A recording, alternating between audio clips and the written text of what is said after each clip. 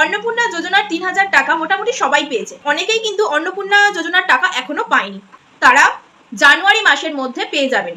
আমাদের মাননীয় মুখ্যমন্ত্রী শুভেন্দু অধিকারী জানিয়েছেন অন্নপূর্ণা যোজনার ৩,০০০ টাকা না পাওয়ার জন্য কিছু মহিলারা ভিডিও অফিসে গিয়ে ভাঙচুর শুরু করে দিচ্ছে, পথ অবরোধ করছে, অনেক ঝামেলা করছে।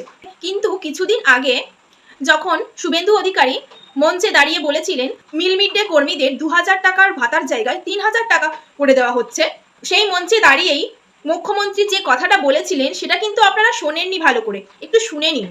আগের সরকার মাত্র ২,০০০ টাকা দিত, আমরা আগস্ট মাস থেকে তাদেরকে ১,০০০ টাকা বাড়িয়ে ৩,০০০ টাকা করে দিয়েছি। ৩,০০০ টাকা কিছুই নয়, কিন্তু cut your coat according to your cloth. আমাদের টাকা নেই, ৮ লক্ষ কোটি টাকা ঋণের বোঝা। ধীরে ধীরে এই রাজ্য যখন অর্থনৈতিকভাবে আরো শক্তিশালী হবে, বেশি দিন হয়নি, ১১ সপ্তাহের সরকার, একটা বছর চেয়ে দিচ্ছে, তারপরে দেখবেন এই রাজ্য অর্থনৈতিকভাবে দুর্বল নয়, অর্থনৈতিকভাবে শক্তিশালী রাজ্যে পরিণত।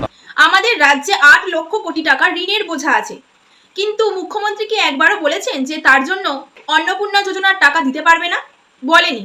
উনি বারবার বলছেন যে এই বিজেপি সরকার নতুন সরকার, মাত্র ১১ মাসের সরকার, মাত্র ১১ মাস ক্ষমতায় এসে আর কত কি করতে পারে। একটু সময় দিন, আপনারা সবাই টাকা পাবে, একটু সময় দিতে হবে। এর আগে তো আপনারা লক্ষ্মীর ভান্ডার পেতেন, ৫০০, ১,০০০, ১,৫০০ করে পেতেন।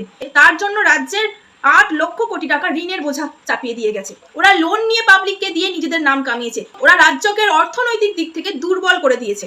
শুধু নিজেদের স্বার্থের কথা ভাবলে হবে না, আমাদের রাজ্যের পরিস্থিতিটাও দেখতে হবে। কেন দিচ্ছে না, কেন দিচ্ছে না, এটা কেন হচ্ছে না, ওটা কেন হচ্ছে না, এইসব বলে সরকারকে দোষারোপ করা বন্ধ করুন। একটু সময় দিন সরকারকে। আগে সরকার যে ঋণের বোঝা চাপিয়ে দিয়ে গেছে বা যেভাবে অর্থনৈতিক দিক থেকে দুর্বল করে দিয়ে গেছে, ওরা অর্থনৈতিক দিক থেকে ভারমুক্ত হোক, উনি সমস্ত প্রতিশ্রুতি পালন করবে, অনেক সুবিধাই রাজ্যবাসী পাবে। একটু ধৈর্য ধরুন। আচ্ছা, নিজে ভেবে দেখুন তো, আপনার পরিবারে যদি লোনের বোঝা থাকে তাহলে পরিবারের সমস্ত সদস্যের দাবি কি মেটানো সম্ভব? বা আপনার ছেলে মেয়ে যদি কোনো কিছু চেয়ে বসে, কোনো কিছু দাবি করে বসে, তখন আপনি কি বলেন? বাবা বা মা, একটু ধৈর্য ধর, আমার লোনের বোঝাটা যখন মিটে যাবে তখন আমি ঠিক তোকে দেব, এটা বলেন তো? এটাই আমাদের মুখ্যমন্ত্রীও বলছেন, একটু শুনুন মুখ্যমন্ত্রীর কথা। আপনি যদি যোগ্য মানুষ হয়েও এখনো পাননি তো একটু ধৈর্য ধরুন, অবশ্যই পাবেন।